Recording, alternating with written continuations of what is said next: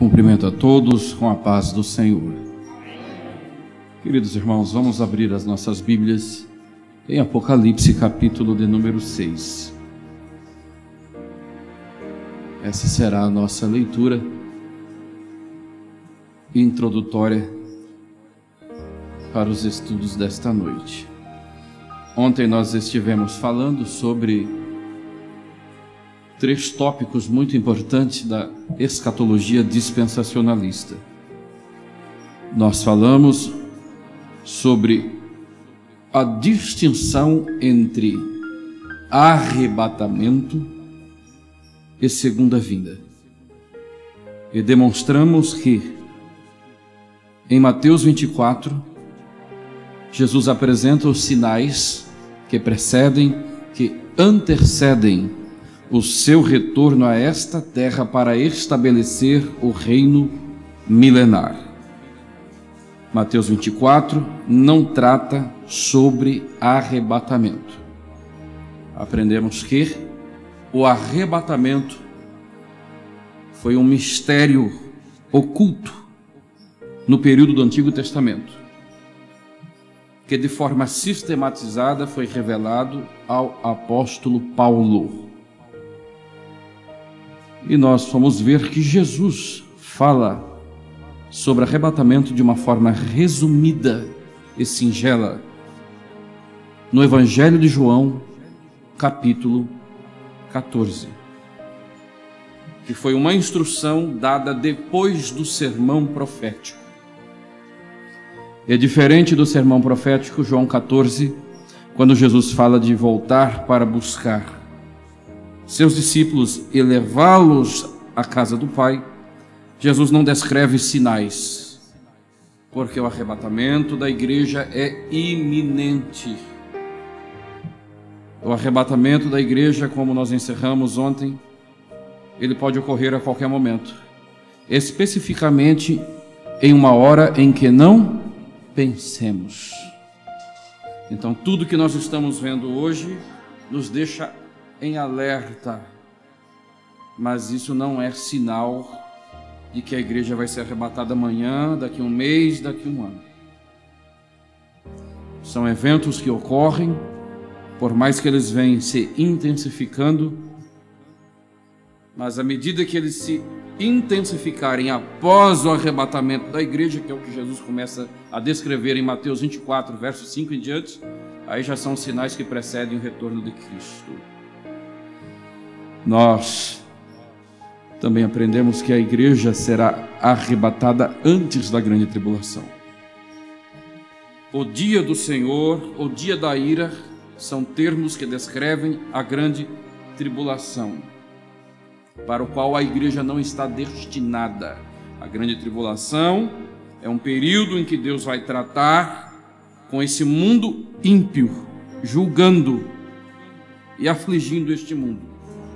E vai usar este período, este momento, para trazer Israel ao arrependimento, para que reconheçam Jesus Cristo como o Messias. Então, a grande tribulação tem relações diretas com a nação de Israel e esse mundo ímpio.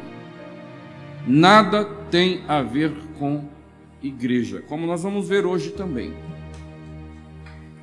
E eu encerrei ontem apresentando 3 sinais que dão indícios de que somos, de fato, a geração final. Primeiro sinal, o retorno de Israel para sua pátria em 1948, depois de quase 2000 anos de dispersão, em cumprimento das inúmeras promessas de que eles seriam espalhados, mas no fim dos tempos Deus os congregariam novamente.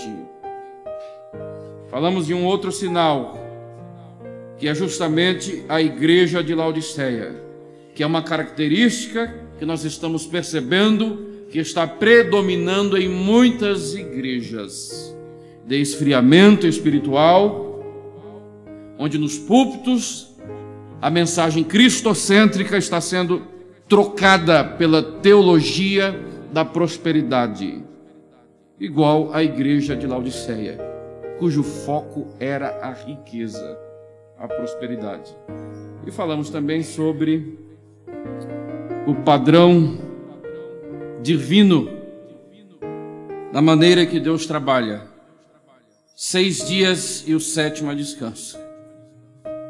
Foi assim a semana para os judeus, trabalhando 6 dias, descansando o 7º. O ano sabático da mesma forma.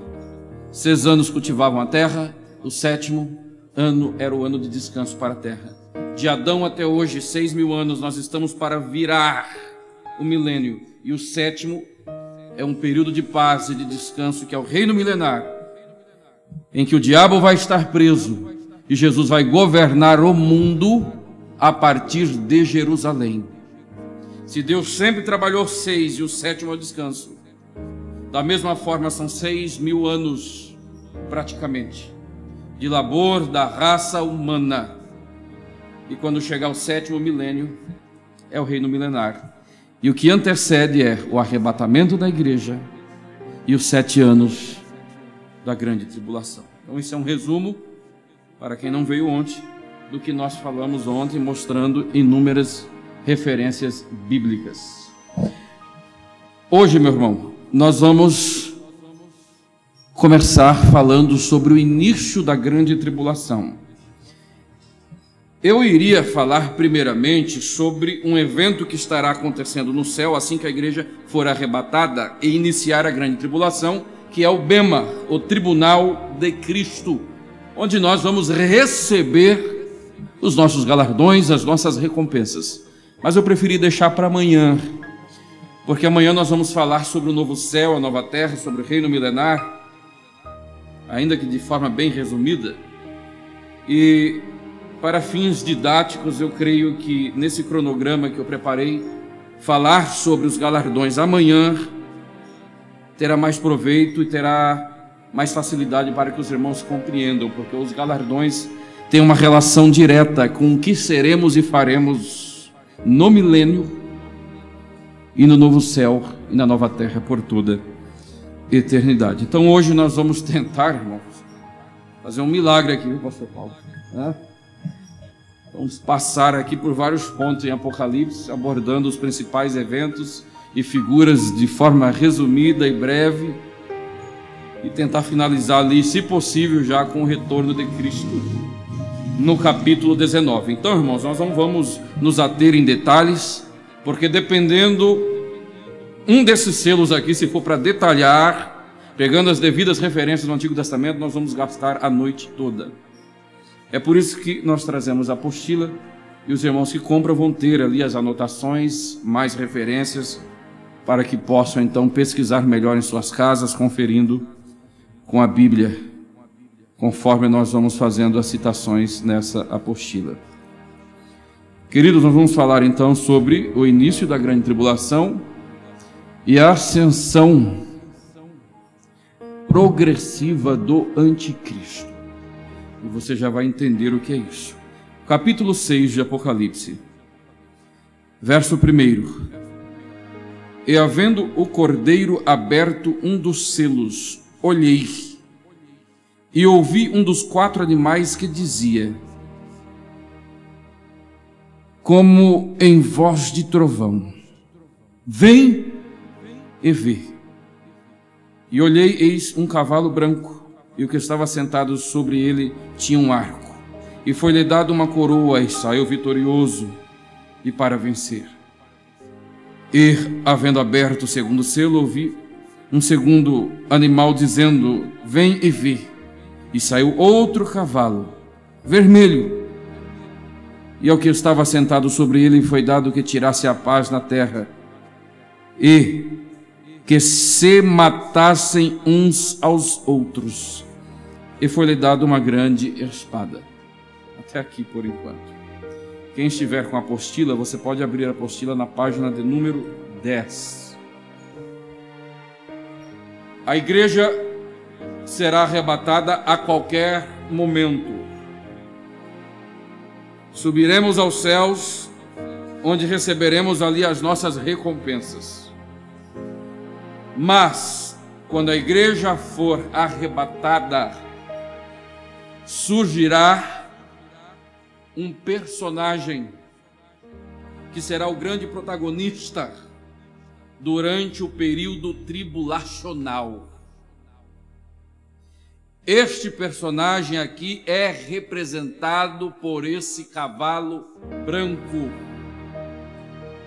O cavalo branco não simboliza Jesus Cristo, não simboliza a propagação do Evangelho durante a grande tribulação. Este cavalo branco é um símbolo da pessoa do Anticristo. A grande pergunta é: de onde surgirá o Anticristo? Será que o Anticristo já nasceu? Uma vez que o diabo que vai se utilizar do Anticristo não sabe quando a igreja será arrebatada, durante todo o período da história da igreja, desde o primeiro século, o diabo sempre teve vários personagens envolvidos com a política, personagens envolvidos com a religião, dos quais ele poderia se utilizar caso o arrebatamento da igreja ocorresse naquele momento.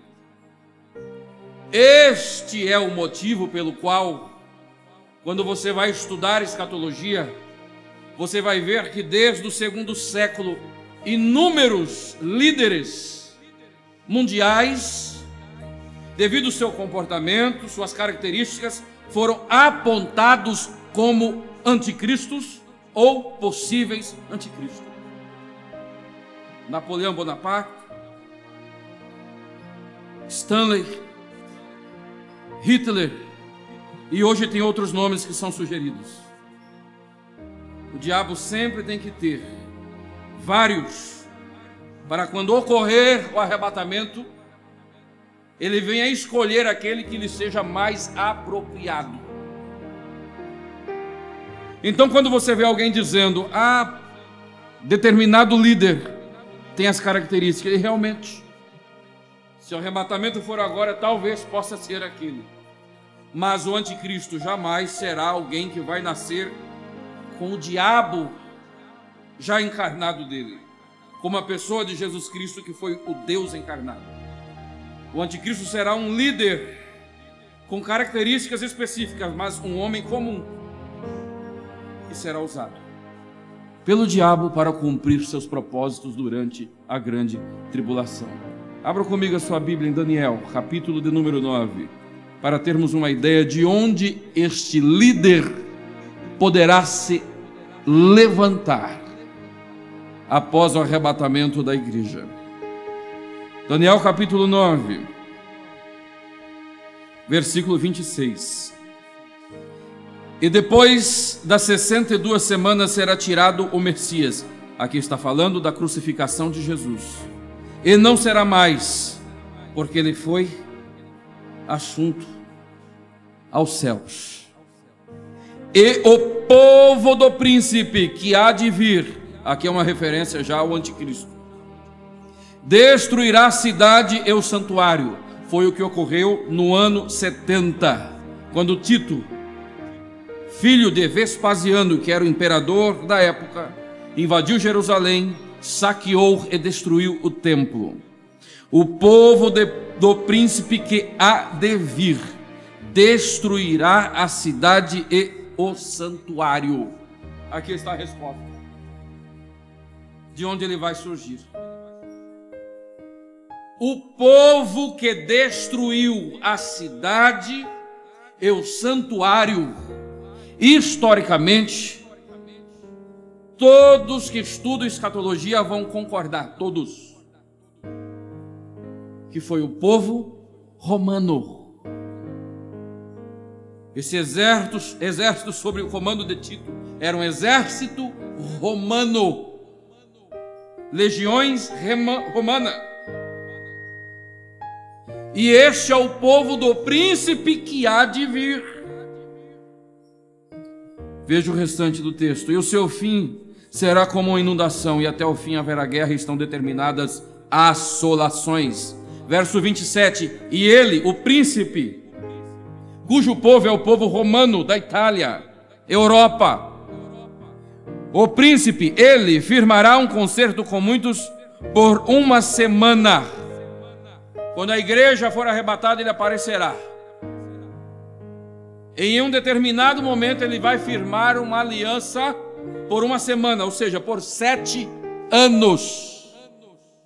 E olha o que o texto diz: e na metade da semana fará cessar o sacrifício. Por quê? Porque na primeira metade da grande tribulação ele vai conceder aquele espaço para os judeus reconstruírem o templo, que possivelmente em 1 ano eles vão reconstruir, e os sacrifícios serão restaurados.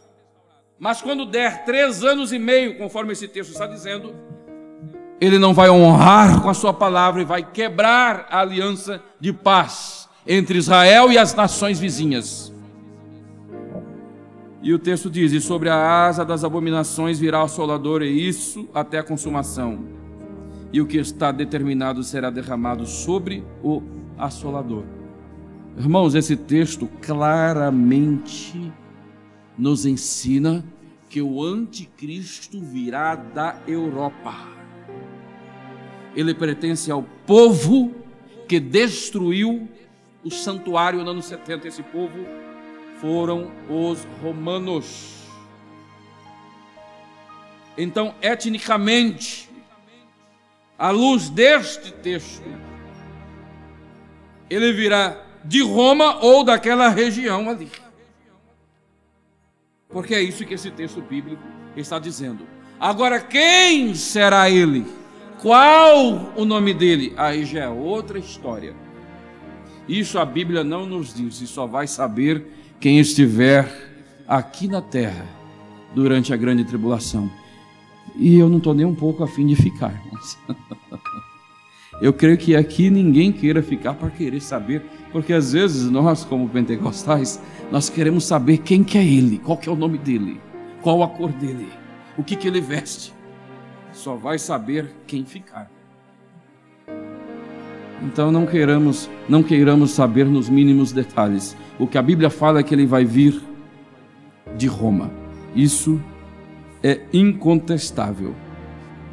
Todavia, irmãos, nós temos aqui uma questão. A igreja será arrebatada. Vão sumir, irmãos, milhares de pessoas. Pessoas que estarão trabalhando, dirigindo, de repente até pilotando um avião. Então, vai ser algo que vai espantar o mundo. Não é algo simples. As pessoas não vão estar vivendo e de repente ver alguém desaparecer, porque eles vão ver. Eles vão piscar, de repente não está ali. Algo sobrenatural aconteceu, eles vão perceber isso. Então eles não vão reagir assim com indiferença.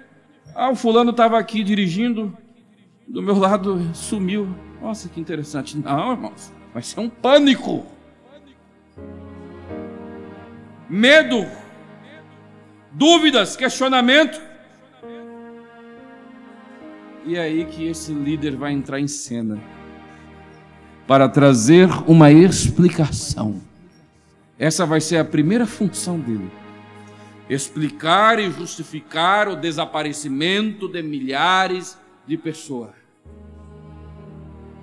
Milhares e milhares de seres humanos. E pode ter certeza que, seja lá qual for a explicação que ele venha trazer, as pessoas, na sua maioria, vão abraçar e vão ser consolados e de repente vão viver um breve período de tranquilidade e de paz que ele vai transmitir para essas pessoas, porque ele o fará segundo o poder de Satanás. Abra comigo a sua Bíblia em 2 aos Tessalonicenses, capítulo 2. Olha o que diz, verso de número 9. 2 aos Tessalonicenses, capítulo 2, verso de número 9. a este cuja vinda é segundo a eficácia de Satanás, com todo o poder e sinais e prodígios de mentira, e com todo engano da injustiça para os que perecem, porque não receberam o amor da verdade para se salvarem. E por isso Deus lhes enviará a operação do erro, para que creiam na mentira. A justificativa que o anticristo vai dar será uma mentira. Ele não vai falar a verdade. Ah, era a igreja de Cristo que foi arrebatada, eles estão nos céus e agora vocês ficaram, e eu sou o anticristo e vocês estão enrolados na minha mão. Não, irmãos. O anticristo, ele não vai surgir com 666 na testa, com um tridente na mão e com um rabinho com a pontinha. Não. Ele não vai vir dessa forma. Ele já vai ser alguém que, em primeiro lugar, já vai estar em atividade antes da igreja ser arrebatada. Já vai ser alguém de destaque dentre as lideranças mundiais. E ele vai ser alguém que vai trazer uma explicação mentirosa. E sendo um líder político, militar, ele operará sinais de engano e mentira. E é por esse motivo que as pessoas vão crer nele e vão se sentir satisfeitas com a justificativa que ele vai trazer. E logo em seguida ele vai fazer um acordo de paz com Israel e as nações. E este povo, quando ouvir estas justificativas, eles vão se sentir, em parte, consolados. E esse camarada vai vir como um anjinho, meu irmão, como alguém do bem, a ponto de que até os judeus vão olhar para ele e vão começar a pensar: será esse o Messias? Está trazendo paz, devolveu o território do templo. Vai ser um homem, conforme Daniel capítulo 11 e outros textos vai descrever, com uma sabedoria singular, um homem com uma oratória impecável, e vai ter por trás dele Satanás agindo, operando, para cumprir seu intento durante a grande tribulação. Então ele vai promover uma paz, já assim que a igreja for arrebatada, e o povo vai começar a se sentir à vontade. Olha o que diz o texto de 1 aos Tessalonicenses, capítulo 5, versículo 2: porque vós mesmos sabeis muito bem que o dia do Senhor, que é a grande tribulação, virá como um ladrão de noite, ou seja, virá sem avisos, será algo iminente, assim como o arrebatamento. Verso 3: pois que quando disserem a paz e segurança, depois que o anticristo explicar o desaparecimento, depois que o anticristo estabelecer a paz no Oriente Médio, eles vão dizer: agora a paz e segurança, uma moeda mundial para todos. Muito provavelmente não vai existir cédulas, é tudo digital. E esse camarada vai ter um controle para que não venha haver roubos. Ele vai tentar controlar tudo e trazer algumas facilidades tecnológicas que nós já vemos em andamento hoje. O mundo vai ficar encantado. Mas o texto bíblico diz: quando disserem a paz e segurança, o cavalo branco aqui, primeiro selo, então lhes sobrevirá repentina destruição, como as dores de parto aquela que está grávida, e de modo nenhum escaparão. Quando o mundo estiver encantado com as propostas do anticristo, imaginando que estão vivendo um período agora de paz, repentinamente lhes virá uma destruição. Algo começará a acontecer e eles vão perceber que tem alguma coisa errada. Aí nós temos então o segundo cavaleiro. Apocalipse capítulo 6, versículo 4. E saiu outro cavalo vermelho, ao que estava assentado sobre ele foi dado que tirasse a paz da terra e que se matassem uns aos outros, e foi-lhe dada uma grande espada. Irmãos, a paz vai acabar repentinamente. Preste atenção que aqui não se trata de um exército, de uma nação atacando a outra. Preste atenção, como alguns tentam encaixar Ezequiel 38, 39, Gog e Magog aqui neste contexto. Olha o que está escrito: e foi-lhe dado que tirasse a paz da terra e que matassem uns aos outros. Isso aqui se trata de uma guerra civil. Preste atenção, que eu vou dizer aqui não está escrito na Bíblia o motivo desta guerra, mas por dedução há a possibilidade de, quando a igreja for arrebatada, o anticristo vai fazer uma repartição dos bens daqueles que foram arrebatados. Irmãos, e a gente sabe que na hora de repartir herança, bens, o negócio começa a estreitar, não é assim? Quando morre um pai de família que deixa os bens, na hora de repartir com os filhos, se não tiver um testamento bem, e ainda assim a briga, a ameaça de morte, irmãos que já não querem mais falar um com o outro, e acontece até entre o povo da igreja, até entre nós isso. Agora imagine alguém que teve um parente arrebatado, que deixou uma, digamos assim, uma fortuna, porque tem crentes milionários, ricos, e essas pessoas vão achar que vão possuir tudo do seu parente que sumiu, e o anticristo vai explicar o que aconteceu, vai inventar uma mentira, ele vai acreditar, e aí de repente vem uma proposta de uma partilha em igualdade. Aí começa a guerra, irmão. Aqui é uma guerra civil. Se tem algo que faz os homens brigarem e matarem um ao outro, é dinheiro, porque dinheiro traz poder. Quem manda, quem tem poder é quem tem dinheiro. Então possivelmente essa guerra civil, em que os homens vão começar a matar um ao outro, vai ser nesse estágio de uma possível partilha dos bens, para trazer igualdade social a todos. E aí vai começar um descontentamento. É uma possibilidade, pode ter outras, a gente não sabe, só vai saber quem estiver durante esse período.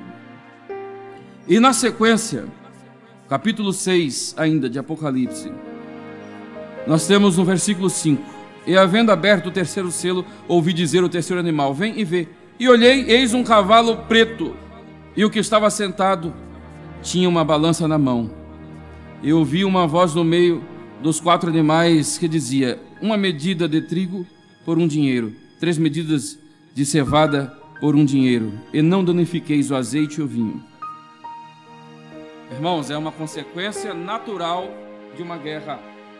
Aqui está falando de um período de inflação.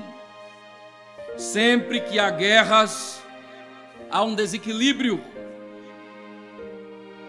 Um ou outro produto deixa de ser produzido, deixa de ser fabricado, e logo as coisas começam a subir o preço. Por exemplo, o que está ocorrendo hoje, que não tem nada a ver com grande tribulação, que não tem nada a ver com sinal de que amanhã, o ano que vem, a igreja vai ser arrebatada. Tanto a pandemia, quanto essa guerra que está tendo ali na Europa. Se isso não parar logo, irmãos, você vai ver o que vai acontecer com o preço das coisas. O combustível vai subir, pronto. Subiu o combustível, sobe tudo. Agora, durante este período tribulacional, tudo isso aqui vai ser de maneira intensa, como nunca foi visto antes e nunca mais será visto.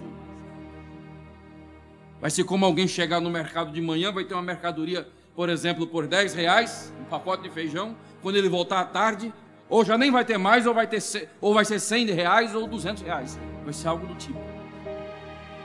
Isso gera desemprego e aumenta a criminalidade. Então, isso aqui é só o começo. Isso aqui é o princípio das dores, que Jesus descreve lá em Mateus 24, a partir do versículo 5. o início da grande tribulação. E, verso 7, vendo aberto o quarto selo, ouvi a voz do quarto animal que dizia: venha e vê. E olhei, e eis um cavalo amarelo, e o que estava sentado sobre ele tinha por nome Morte. E o inferno o seguia, e foi-lhe dado o poder para matar a quarta parte da terra com espada, com fome, com peste e com feras da terra. Peste, fome, doenças, é tudo consequência de guerra, que traz inflação. As pessoas não vão se alimentar direito, vão ficar vulneráveis, vão pegar enfermidades, doenças com facilidade. E aqui começa então a grande tribulação, com aflição e angústia para aqueles que ficarem. Agora, versículo 9: havendo aberto o quinto selo, vi debaixo do altar as almas dos que foram mortos por amor da palavra de Deus e por amor do testemunho que deram. Irmãos, isso aqui é muito importante você prestar atenção. Quando você ler Apocalipse, ele tem uma ordem cronológica geral, mas essa ordem cronológica não é detalhada. Isso aqui está descrevendo o momento já depois da metade da grande tribulação. No início, o anticristo não vai martirizar ninguém. Então aqui quebra a ordem cronológica e é revelado algo que vai acontecer lá depois. E o que é isso?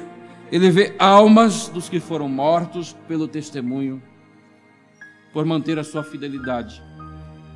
E rapidamente, irmãos, nós vamos falar mais disso amanhã, que nós vamos falar do julgamento do trono branco e o lago de fogo, o que é o inferno. Mas aqui só para você ver claramente, aquela ideia que alguns tentam dizer que a pessoa morreu, ele está no sono da alma. Morreu, ele está inconsciente. Aí o justo ressuscita para a vida eterna e o ímpio para ser julgado e deixar de existir novamente. Isso aí é um ateísmo prático. Isso não é bíblico. Não existe isso de morreu, está apagado, acabou. Morreu, se é ímpio, já vai para o Hades, a antessala do inferno. Se é justo, morreu, está aqui debaixo do altar. Aqui nós vemos almas e elas estão clamando. É a típica linguagem do Antigo Testamento, clamando por vingança, por justiça, por terem sido mortos e perseguidos. Então, quando vier alguém dizendo: meu irmão, quando um ímpio ou um crente morre hoje, ele fica inconsciente. Conversa fiada, como nós vamos ver em maiores detalhes amanhã. Agora o capítulo 6, versículo 12. E havendo aberto o sexto selo, olhei e eis que houve um grande tremor de terra, e o sol tornou-se negro como um saco de cilixo, e a lua tornou-se como sangue, e as estrelas do céu caíram sobre a terra, como quando a figueira lança de si os seus figos verdes, abalada por um vento forte. E o céu retirou-se como um livro que se enrola, e todos os montes e ilhas foram removidos dos seus lugares. E os reis da terra, os grandes, os ricos, os tribunos, poderosos, e todo servo, e todo livre, se esconderam nas cavernas e nas rochas das montanhas, e dizia aos montes e aos rochedos: cai sobre nós, escondei-nos do rosto daquele que está sentado sobre o trono e da ira do Cordeiro, porque é vindo o grande dia da sua ira, e quem poderá subsistir? Irmãos, isso aqui nós estamos nem na metade da grande tribulação e já é descrito como a ira do Cordeiro. Eventos ocorrerão em que os homens entrarão em desespero e desejarão até mesmo a morte. É por esse motivo que Jesus, em Mateus 24, verso 21, vai descrever a grande tribulação como um período de aflição que nunca houve e nunca mais haverá. Ou seja, será pior do que o dilúvio. Mas no dilúvio morreu praticamente toda a humanidade. Sobrou só a família de Noé. Como pode a grande tribulação ser pior? Porque foi isso que Jesus disse. Nunca houve nada igual. Porque o dilúvio morreram praticamente todos, mas foi de forma rápida, por meio da chuva e do afogamento. Agora, o período da grande tribulação será um período de 7 anos, onde as pessoas vão morrendo, um terço, 1 bilhão, 1 milhão de pessoas, e eles serão tomados por um pânico, por um desespero, quando começarem a perceber que é a ira de Deus, que Deus está tratando com a humanidade. É por este motivo que Jesus compara este período como inigualável. Como você vê aqui, os homens vão desejar que os rochedos caiam sobre eles para se esconderem da ira de Deus. Irmãos, tem um ponto aqui agora que eu quero apresentar para vocês. Uma questão que sempre se pergunta é: tudo bem, a igreja foi arrebatada, o anticristo apareceu, propôs paz, e de repente começa a destruição, começam os juízos divinos já com a abertura dos selos, já no início da grande tribulação.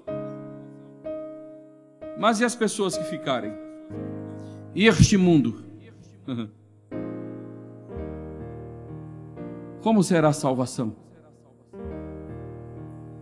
Comumente tem um ensinamento torto, defeituoso, que às vezes nós ouvimos e os irmãos comentam, eu já ouvi muito dizer isso, que durante a grande tribulação, para ser salvo, será necessário o derramamento do próprio sangue, será necessário ser decapitado. Você já ouviu dizer isso? É comum. Por quê? Porque nós vamos ver que muitos serão decapitados por professarem a Cristo durante a grande tribulação.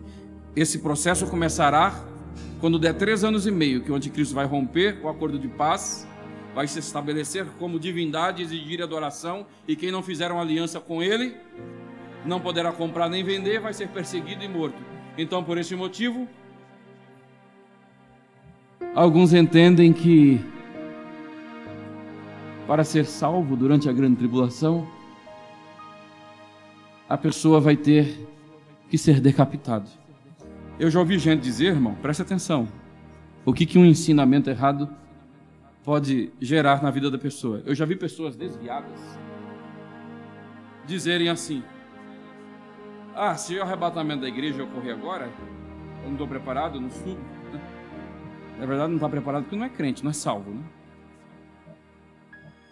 Mas eu sei que vai aparecer o anticristo, e quando ele for propor o sinal, eu não aceito, e aí eu vou ser decapitado e vou ser salvo. Então, ou seja, eu vou ter uma segunda chance. Estou tranquilo. Irmão, se a pessoa não quer servir a Deus hoje com toda a liberdade que temos, você acha que uma pessoa dessa vai encarar a guilhotina do anticristo? Jamais, jamais. Agora, o ponto crucial aqui é que ninguém vai ser salvo por ser decapitado. É ao contrário. É por essa pessoa ser salva, crer em Cristo durante a grande tribulação, que ele vai ter uma fé tamanha a ponto de dar a vida por Cristo. Então o martírio, que vai ser inúmeros, como nunca visto durante a grande tribulação, não é para ser salvo, é consequência dessas pessoas já terem aceito Cristo e confiarem nele a ponto de morrerem por ele, como muitos já morreram no decorrer da história do cristianismo. Olha o capítulo 7 de Apocalipse, versículo de número 9. Depois dessas coisas olhei, eis uma grande multidão, a qual ninguém podia contar, de todas as nações e tribos e povos e línguas, que estavam diante do trono e perante o Cordeiro, trajando vestidos brancos com palmas nas suas mãos, e clamavam com grande voz, dizendo: salvação ao nosso Deus, que está sentado no trono, e ao Cordeiro. E todos os anjos estavam ao redor do trono e dos anciãos, e dos 4 animais, e prostraram-se diante do trono sobre os seus rostos e adoraram a Deus, dizendo: Amém, louvor, glória, sabedoria, ação de graças, honra e poder e força ao nosso Deus para todo sempre. Amém. E um dos anciãos falou, dizendo: Estes que estão vestidos de vestidos brancos, quem são e de onde vieram? E eu disse-lhe: Senhor, tu sabes.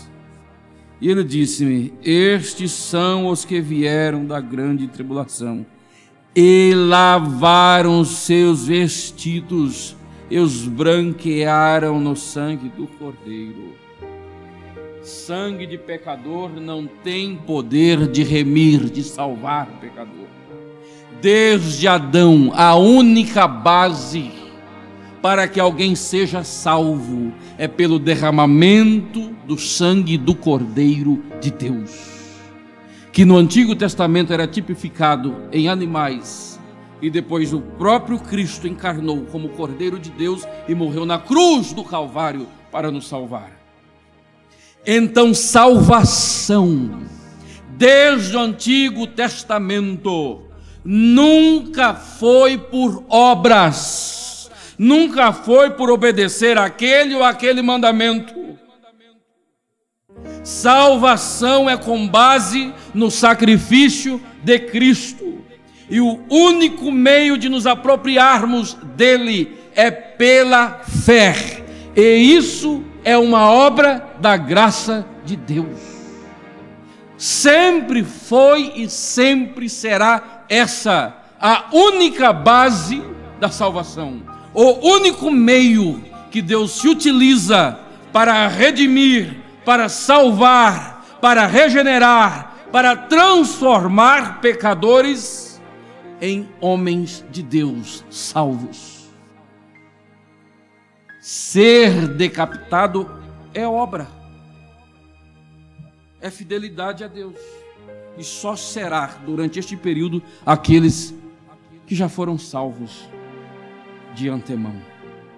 Caso contrário, é impossível que alguém sem ser salvo venha dar a sua cabeça para ser decapitado. Então não se engane, salvação é fé, é uma obra da graça em que confiamos no sacrifício vicário de Cristo no Calvário. Abra comigo a sua Bíblia, Apocalipse capítulo 9. E o 5º anjo tocou a sua trombeta e viu uma estrela que do céu caiu na terra, e foi-lhe dada a chave do abismo. Irmãos, você vai ver em Apocalipse falando de estrelas que caem na terra. Essa estrela tem nome.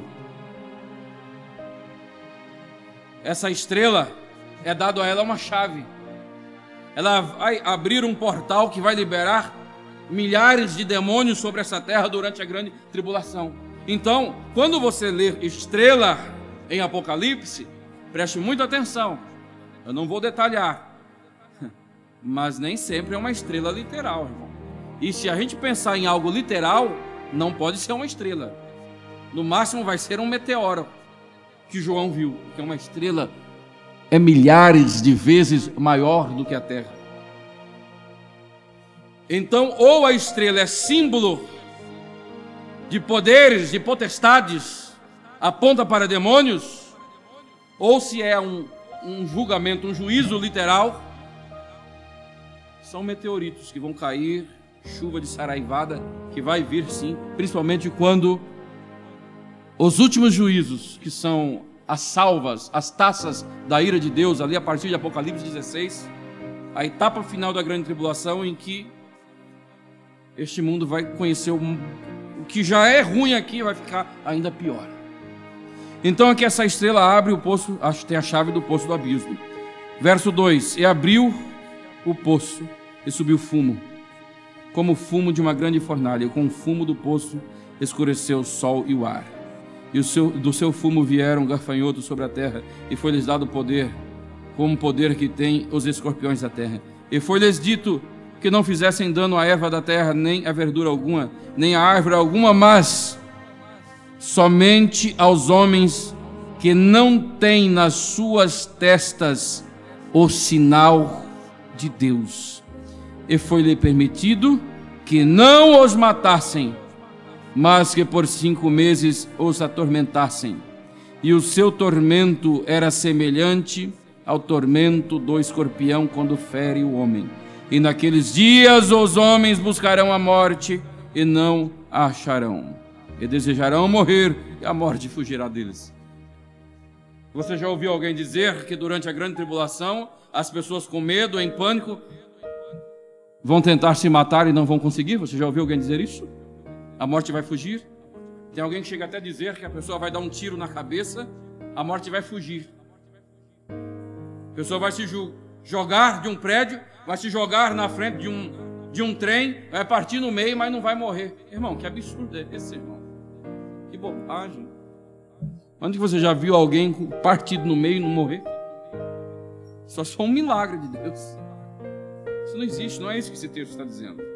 Esses demônios vão ser liberados e possivelmente vão se utilizar de pessoas influentes na área militar, política. Eles vão aprisionar aqueles que não têm o sinal de Deus, que são 144 mil, os únicos que vão ser assinalados e protegidos. Então aqui é um grupo tanto de ímpios como de crentes que vão ser presos e vão ser torturados física e psicologicamente. Mas aos torturadores, sejam eles demônios literalmente encarnados ou demônios que vão possuir os homens, a estes não será dado a permissão de matar estas pessoas, mas apenas que os atormente por 5 meses. É por esse motivo que estas pessoas vão desejar a morte e não vão morrer. Porque os mesmos que vão colocá-los sobre tortura não terão permissão para matá-los. Então não tem nada a ver com alguém saltando de um prédio, se esbagaçando lá embaixo.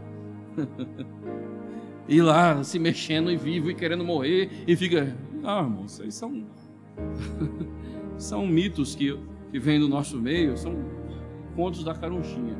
Aqui, na verdade, é um momento específico da grande tribulação, em que as pessoas vão desejar a morte diante do sofrimento, mas eles não vão morrer porque aqueles que vão estar torturando não terão ordem, permissão para matá-los. Capítulo 11, irmãos, aqui tem um ponto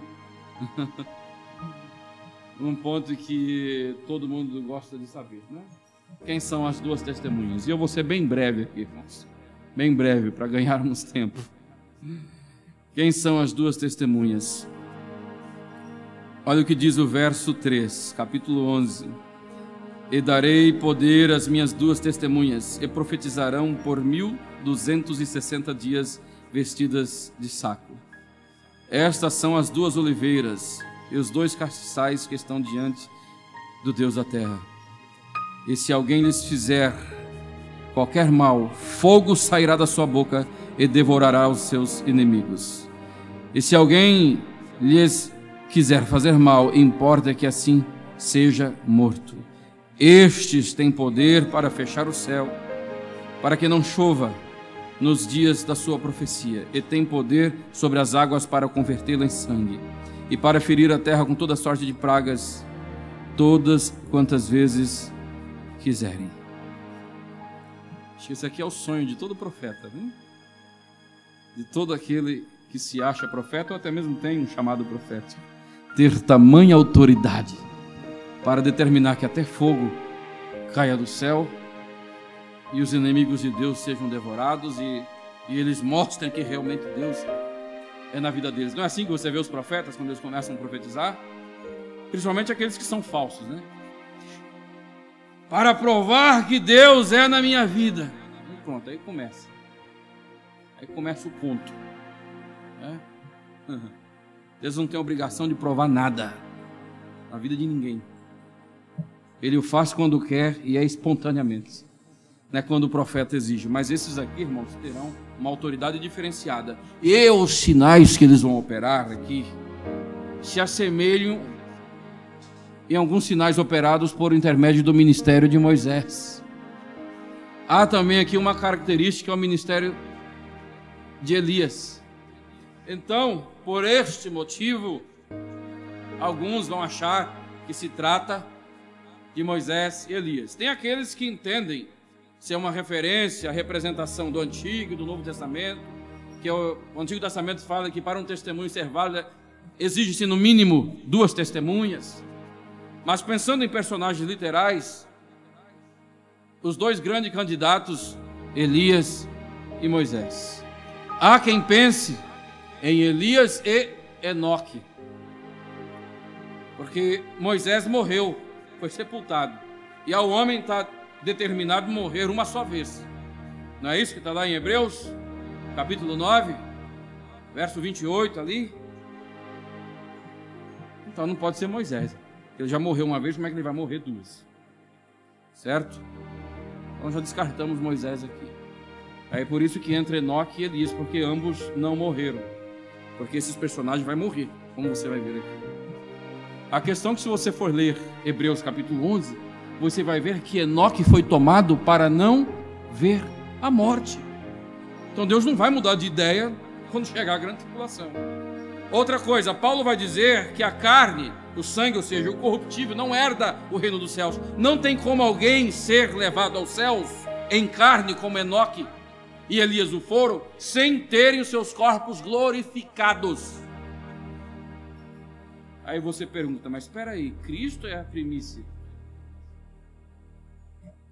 Mas dentre os que morreram, é a primícia dos que ressuscitam em um corpo de glória.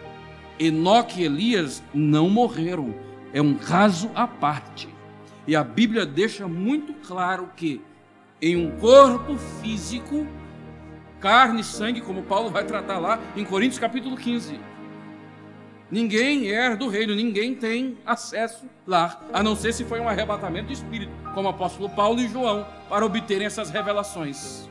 E uma vez que Elias e Enoque subiram fisicamente, eles já experimentaram a glorificação, porque eles não morreram. E uma vez glorificado, Deus não vai desglorificar e fazer eles voltar aqui para então morrerem. Conversa fiada. Tem argumentos, mas se você for analisar os detalhes, o quebra-cabeça não encaixa. Não encaixa. E eu digo para você que essa é uma questão um tanto irrelevante. Nós não vamos estar aqui nesse período. Então, se alguém acha que Elias e Moisés, não tem problema. Nós não vamos brigar por isso. Isso não faz diferença para nós. Nós já vamos estar lá no céu, nesse momento, recebendo os nossos galardões. Enquanto o bicho vai estar pegando aqui embaixo. Então, aqui, na verdade, são 2 homens que vão vir no espírito e virtude de Elias e Moisés. Vão ter ministérios semelhantes. Não foi assim com o João Batista? Não achavam que ele era o João Batista? E o próprio Jesus confirmou. Mas quando você vai lá para Lucas, capítulo 1, falando lá do nascimento de João Batista, é dito que ele viria no espírito e virtude de Elias. Por isso que Jesus vai dizer, se vós quereis saber, este é o Elias que havia de vir, e era João Batista. Então, da mesma forma aqui, serão 2 pessoas comuns que vão se converter durante a grande tribulação, já no início, e Deus vai levantá-los com esse ministério profético, com essas características. Ah, mas eu quero crer que é Enoque. Não tem problema nenhum, irmão. Não tem problema nenhum. Capítulo 12, irmãos. Outro ponto, esse aqui é muito importante para nós, que cremos que a igreja será arrebatada antes da grande tribulação. A mulher e o dragão. E viu-se um grande sinal no céu, uma mulher vestida do sol, tendo a lua debaixo dos seus pés, e uma coroa de 12 estrelas sobre a sua cabeça. E estava grávida e com dores de parto, e gritava com ânsias de dar à luz. E viu-se outro sinal no céu, e eis que era um grande dragão vermelho, que tinha 7 cabeças e 10 chifres, e sobre as suas cabeças 7 diademas, e a sua cauda levou após si a terça parte das estrelas do céu, e lançou-as sobre a terra. E o dragão parou diante da mulher que havia de dar à luz, para que, dando ela à luz, lhe tragasse o filho. E deu à luz um filho, um varão que há de reger todas as nações com vara de ferro. E o seu filho foi arrebatado para Deus e para o seu trono. E a mulher fugiu para o deserto. Uma mulher vestida do sol, com uma coroa de 12 estrelas, tendo a lua debaixo dos seus pés. Esta mulher aqui é símbolo, é uma representação do povo de Deus, dos salvos durante a grande tribulação. Esta mulher é um símbolo dos crentes, dos salvos durante o período tribulacional. Veja o que diz, versículo 6: E a mulher fugiu para o deserto, onde há um lugar preparado por Deus, para que ali fosse alimentada por 1260 dias. É a metade da grande tribulação. Ok? Então essa mulher é o povo de Deus durante a grande tribulação. Mas quem é este povo? Quem é esta mulher? Há aqueles que vão afirmar que esta mulher é a igreja. Quem são esses? Aqueles que insistem em dizer que a igreja passará pela grande tribulação. Então, se essa mulher aqui está sendo perseguida durante a grande tribulação, para eles a mulher tem que ser a igreja, é um símbolo da igreja. Irmãos, abra comigo em Gênesis capítulo 37, que nós já vamos pegar aqui uma definição para essa mulher à luz da própria palavra de Deus. Versículo 9, Gênesis 37, verso 9. E sonhou ainda outro sonho, e contou a seus irmãos e disse: Eis que ainda sonhei um sonho, eis que o sol, a lua e 11 estrelas se inclinavam a mim. E contando a seu pai e seus irmãos, repreendeu o seu pai, dizendo-lhe: Que sonho é este que sonhaste? Porventura, viremos eu, a tua mãe e teus irmãos a inclinar-nos perante ti em terra? Aqui está a explicação de quem que é essa mulher. José teve um sonho, onde ele viu o sol, a lua, que é o pai dele, a mãe dele, Raquel, e 11 estrelas, que são seus irmãos, sendo ele a 12ª, se prostrando perante ele. Então, esta mulher é um símbolo de Israel e não da igreja. Olha o que o texto bíblico diz, que ela deu à luz a um filho, um varão que há de reger as nações com cetro, com vara de ferro. Quem é este filho? Jesus, não é isso? Todos vão concordar que é Jesus. O pré-tribulacionista, que somos nós, o mid, que é aqueles que creem que a igreja vai ser arrebatada no meio da grande tribulação, o pós-tribulacionista, que crê que a igreja vai ser arrebatada no final da tribulação, todos vão concordar que este filho é Jesus. Ok? Agora eu pergunto: como pode a mulher ser a igreja? Quem gerou, quem trouxe Jesus segundo a carne? Foi a igreja ou foi a nação de Israel, os judeus?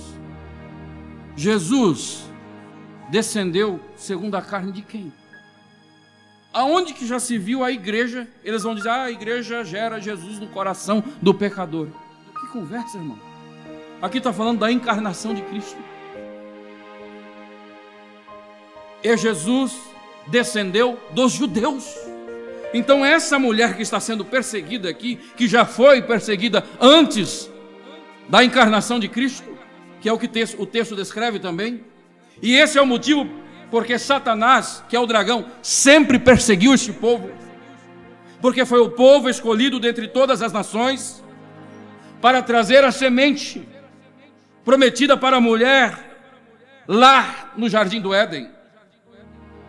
Esse é o motivo pelo qual o diabo sempre detestou a nação de Israel, sempre quis destruí-los antes da encarnação de Cristo, durante, depois, agora e após o arrebatamento durante a grande tribulação. O diabo tem um ódio mortal dos judeus. Por quê? Porque Jesus é um judeu. Então essa mulher é Israel. E para ser mais específico, irmão, Israel, quando nós falamos, nós não estamos falando de um grupo de salvos que contém apenas judeus. Desde o Antigo Testamento, quando eles saíram do Egito, egípcios vieram juntamente com eles e faziam parte do povo de Deus.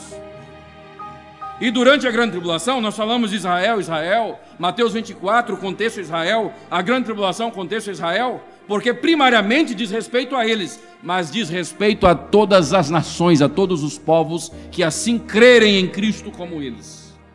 E é este povo aqui que vai ser perseguido durante a grande tribulação. Aqui não existe igreja. Aqui você vê claramente que a mulher é a nação que trouxe Jesus, o Messias.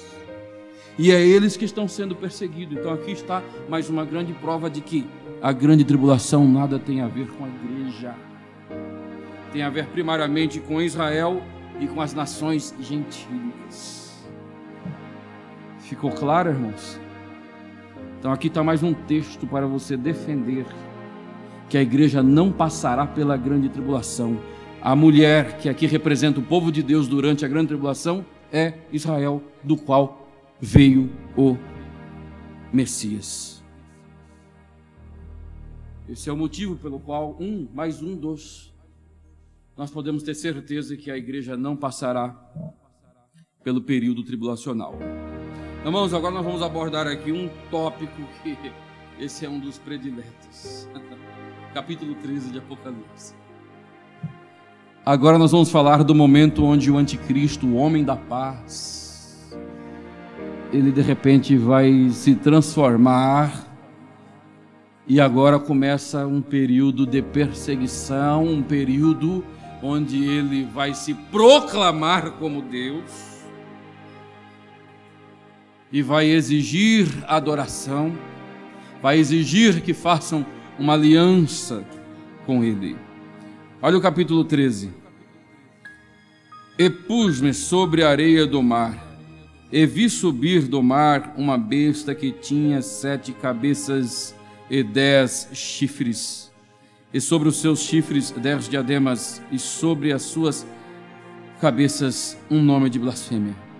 E a besta que vi era semelhante ao leopardo, e os seus pés como de urso, e sua boca como de leão. E o dragão deu-lhe o seu poder, e o seu trono e grande poderio. A besta aqui, irmãos, é o anticristo. O dragão é Satanás. Verso 13: E vi uma de suas cabeças como ferida de morte, e a sua chaga mortal foi curada. E toda a terra se maravilhou após a besta. E adoraram o dragão que deu à besta o seu poder, e adoraram a besta, dizendo: Quem é semelhante à besta? Quem poderá batalhar contra ela? E foi-lhe dado uma boca para proferir grandes coisas e blasfêmias, e deu-lhe poder para continuar por 1040, como é que é a minha versão aqui, tá? Foi-lhe dado para continuar por 42 meses. Estou com 1260 dias, porque outros textos falam 1260 dias, que são 42 meses, é a mesma coisa. Ou um tempo, 2 tempos e metade de um tempo, ou a metade da semana.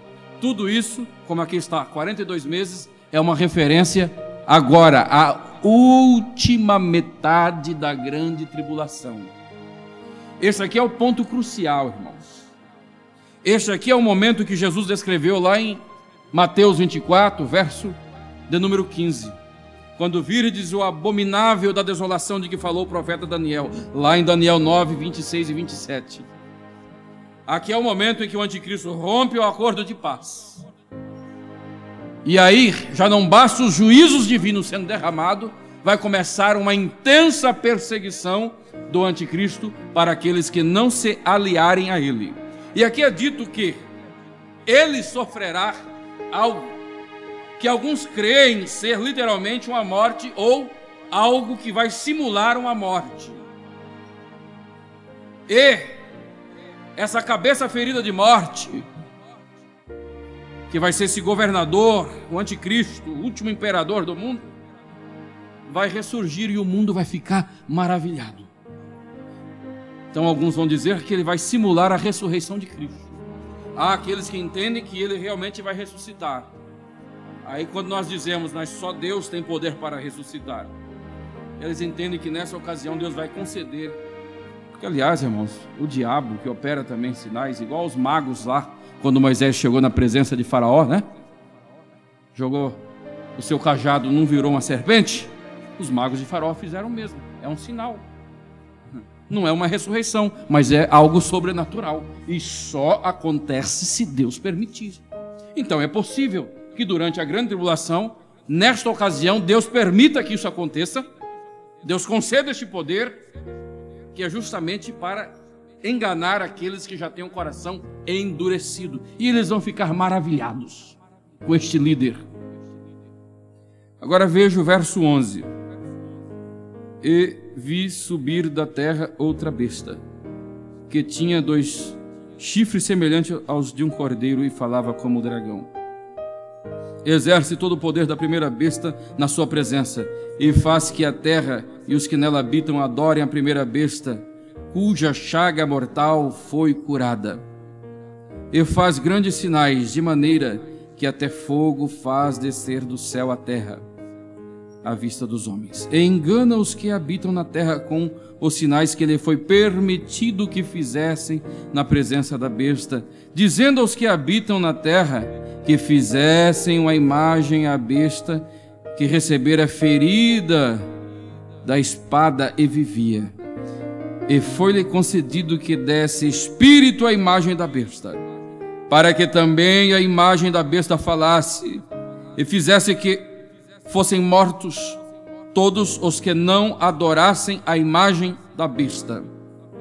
E faz que a todos, pequenos e grandes, ricos e pobres, livres e servos, lhes seja posto um sinal na sua mão direita ou nas suas testas, para que ninguém possa comprar ou vender, senão aquele que tiver o sinal, ou o nome da besta, ou o número do seu nome. Aqui há sabedoria. Aquele que tem entendimento, calcule o número da besta, porque é número de um homem, e o seu número é 666. Esse é o tão temido número da besta, 666, o sinal da besta. A besta que surge do mar é o anticristo que surge em meio aos povos gentílicos. No verso 11, a besta que sobe da terra é uma referência ao falso profeta. A terra aqui possivelmente seja uma referência à terra santa, a Israel. Vai surgir dali e ele vai operar sinais, prodígios, para convencer os povos a adorarem a besta que teve a chaga sarada, a besta que foi ferida de morte e reviveu, que é o anticristo. Ele operará sinais. Então aqui eu tenho que falar para os irmãos. Irmãos, nem tudo que nós vemos hoje na mídia com o nome de igreja evangélica, que fala de Jesus e opera sinais, fala em línguas, necessariamente é de Deus. Se o diabo quer nos enganar, você acha que ele vai vir com um tridente, com um rabo? Ou com uma heresia bem escandalosa? Não, ele vai querer se assemelhar o máximo conosco. Então, sinais e prodígios não serve de base para dizermos aquela é um homem de Deus. Pode ser que seja, porque Deus levanta pessoas assim e concede esses dons. Mas o que atesta que um homem realmente é da parte de Deus são duas coisas básicas. Primeiro, a sua vida, a sua conduta. Jesus deixou bem claro que uma árvore nós conhecemos pelos frutos. Segundo, a mensagem que este prega. Estas igrejas, eles estão pregando salvação, prega contra o pecado, prega sobre o arrebatamento da igreja. Se não prega nada disso, já fique com o pé atrás. Ah, mas tem sinal, eu vi um bebezinho todo. Fique alerta. Isso aí o diabo tem poder para fazer, porque Deus permite. Como aqui. Seja uma ressurreição literal ou uma simulação, vai ser um sinal, algo que vão ficar todos maravilhados. Ah, mas lá revela a CPF, a placa do carro, o RG e até o que eu falei ontem à noite. Deus faz isso? Claro que Deus faz. No nosso meio. Louvado seja o nome dele por isso. Mas nem todo lugar que se diz evangélico que acontece isso, necessariamente seja Deus que está revelando. Isso é a coisa mais simples. Ou você acha que o diabo não sabe o que nós conversamos? Ele só não lê o nosso pensamento. Porque nós somos templo do Espírito Santo e Deus habita em nós e ele não compactua com o diabo no mesmo templo. Agora, o que nós falamos e fazemos, os nossos planos, tem legiões, demônios para todo lado, é que nós não vemos, eles escutam tudo. Então, se você chegar lá na esquina e alguém revelar, ah, é Deus, ó Deus, que isso, meu irmão? Não se empolgue. Pode ser que seja, pode ser que não. Vamos ver. Quem que é que falou? Qual que é a conduta? O que ele prega? Tem fruto que demonstra que a árvore é boa? Prega uma mensagem cristocêntrica? Prega sobre o arrebatamento, sobre o céu? Sobre santificação? Opa, aí é homem de Deus. Então não venhamos nos enganar com qualquer coisa. Mas todavia Deus tem no nosso meio seus servos, que Ele utiliza com esses dons extraordinários. E vai operar sinais e prodígios. E aqui é dito, irmãos, preste atenção. E foi-lhe concedido que desse espírito à imagem, para que também a imagem da besta falasse, e fizesse que fossem mortos todos os que não adorassem a imagem da besta. E faz que pequenos, grandes, servos, livres, tenham sinal. Esse sinal, irmãos, o número da besta, o que é? O que é esse sinal? Ninguém vai andar, irmão, com 66 na mão, na testa. Isso não existe. O que é esse sinal? Que quem não tiver aqui não vai poder comprar nem vender. Preste atenção, irmãos, ó. O sinal aqui só vai entrar em vigor na metade da grande tribulação. Ou seja, 3 anos e meio, no mínimo, após o arrebatamento da igreja. Então isso aqui não tem nada a ver conosco. Então seja o que vem aparecer hoje, que nós venhamos pensar que possa ser isso usado nesse período, hoje não tem valor como sinal, e nem mesmo na primeira metade da grande tribulação terá. Isso aqui só vai acontecer quando der 3 anos e meio da grande tribulação. A grande questão nossa é o seguinte, é o chip, né? Vamos falar um chip aí que está sendo testado, implantado já aí para fora, onde tem todas as suas informações, RG, CPF, tudo, todos os seus dados pessoais estão ali, só faz uma leitura. Você já deve ter visto algum vídeo ou alguém falando que possivelmente esse chip possa ser. Pode até ser, eu já vou explicar. Como pode ser? Não. Mas todavia, se vier a ser, vai ser só na metade da grande tribulação. Hoje, nada tem a ver com o sinal da besta. Irmãos, você sabia que na década de 60, 70, quando surgiu o CPF, na época era SIC, né? De repente, quem não tinha o SIC, não ia poder ter conta em banco mais. O que os crentes pensaram? Eis aí o sinal da besta. porque quem não tem não vai poder nem ter conta, não vai poder comprar, nem vender. Irmãos, era muito comum. Os irmãos nossos lá da década de 60, 70 acharam que o CPF, como nós conhecemos hoje, era o sinal da besta. E tinha tudo a ver, porque quem não se cadastrasse ia ter suas contas bancárias canceladas, não ia poder mais, aí ia complicar, ia começar a complicar as coisas. Aí o tempo passou e eles viram que o SIC, o CPF, não era o sinal da besta. E todos hoje temos um CPF.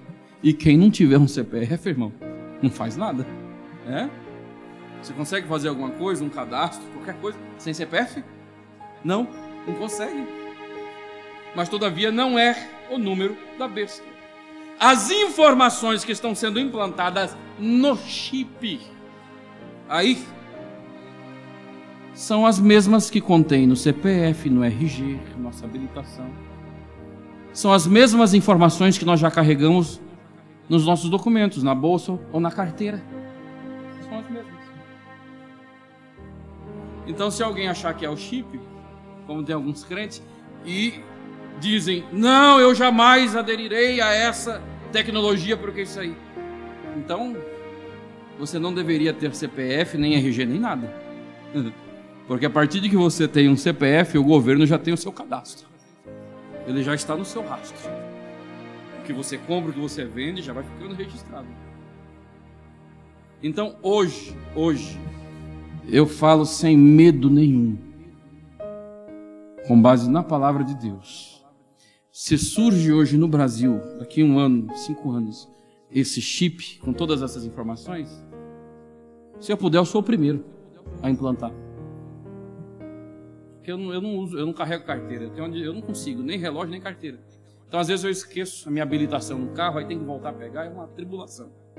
Cartão de crédito. Imagina uma tecnologia que tudo que nós já temos hoje tem que carregar arrastando na sua mão, para só fazer uma leitura. Isso é uma tecnologia, é comodidade. E digo mais, em um certo sentido é bênção de Deus isso aí. Todavia, depois do arrebatamento, quando der 3 anos e meio da grande tribulação, pode ser sim que o anticristo venha se utilizar dessa tecnologia. Pode ser, como também pode ser algo que não tenha nada a ver com isso. Mas supondo que seja isso, só vai entrar em vigor na metade da grande tribulação. Então, se aparecer hoje, irmãos, não tem nada a ver com o número da besta, porque as informações que vão estar nesse chip são as mesmas que nós já temos.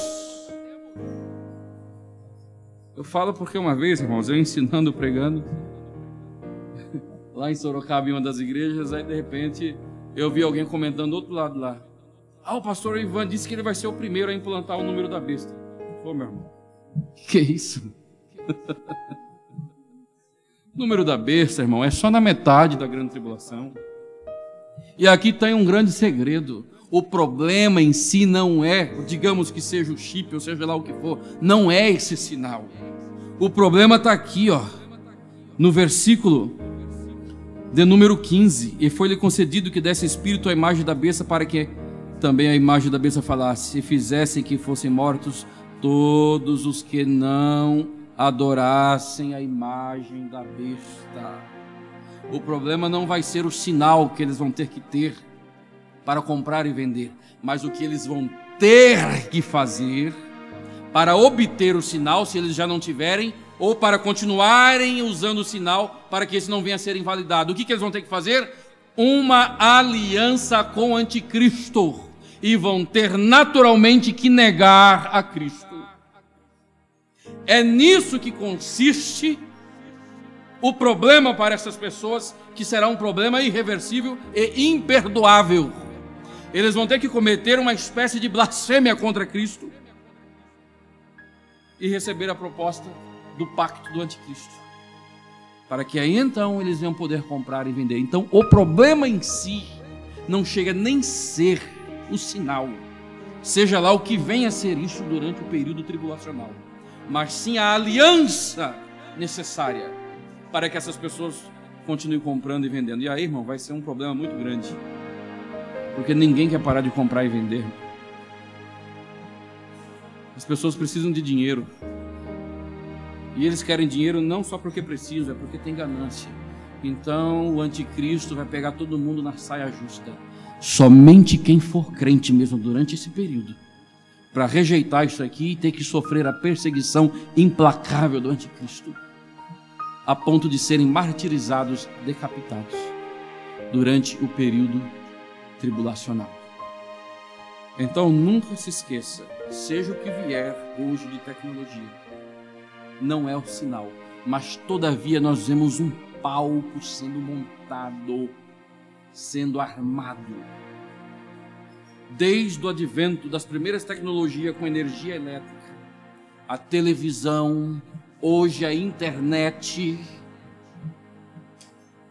hoje nós temos o Pix, nós percebemos que as cédulas vão desaparecer e tantas outras coisas mais. Nós estamos percebendo que as coisas estão sendo preparadas paulatinamente para a chegada do anticristo. Você já percebeu, irmão, que hoje, por exemplo, período do Covid, onde é que eles medem a temperatura? Na mão ou na testa? Já é tudo um ensaio. É assim, né, pastor Paulo? Se não tiver com a máscara hoje, nem entra no comércio, né? É um meio de já ir educando o povo, de experimentando qual a reação do povo. Esses dias eu fui num comércio, esqueci a máscara. Tive que voltar lá no carro. Agora imagine durante a grande tribulação. Que aí não vai ser simplesmente pegar uma máscara e colocar, não. Tem que fazer uma aliança com um capiroto para poder comprar e vender. E quem não fizer, irmão, vai morrer. Somente quem for crente, para poder não fazer essa aliança, por serem crentes, por confiarem em Cristo. Agora, sabe, irmãos, só para fecharmos aqui, já irmos lá para o capítulo 19, falando do retorno de Cristo no final da grande tribulação. Você vai ler no capítulo 7 de Apocalipse que anjos vão assinalar 144 mil, né? Para que não sejam danificados, mortos. 144 mil que vão receber uma proteção especial durante o período tribulacional. E por outro lado, um monte de crentes salvos que vão ser decapitados. Dois grupos de crentes, um com a proteção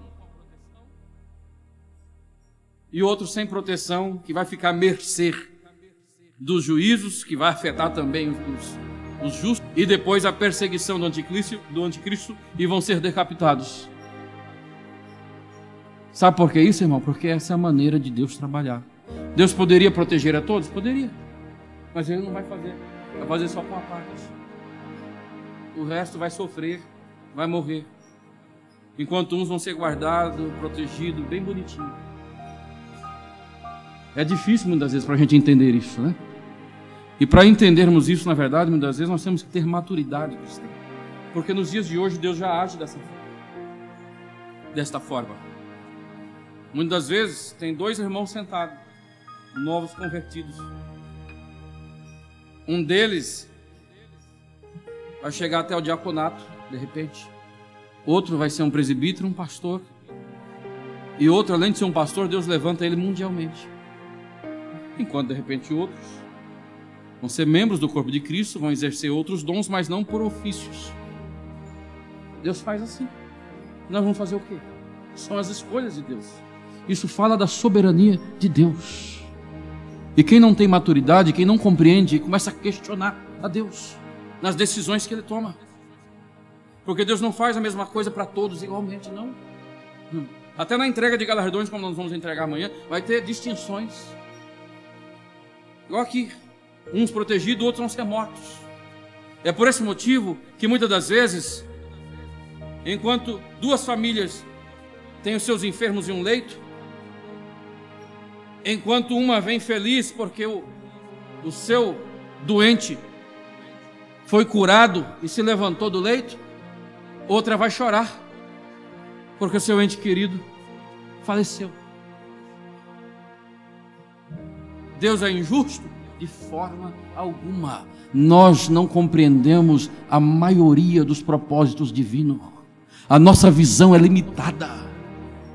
Nós enxergamos o rio até a primeira curva e não sabemos de onde ele nasceu e nem onde ele vai desembocar. O nosso Deus conhece desde o nascimento até onde ele desemboca.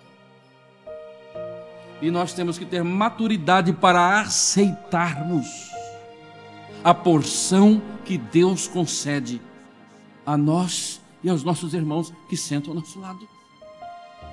Não é assim na igreja?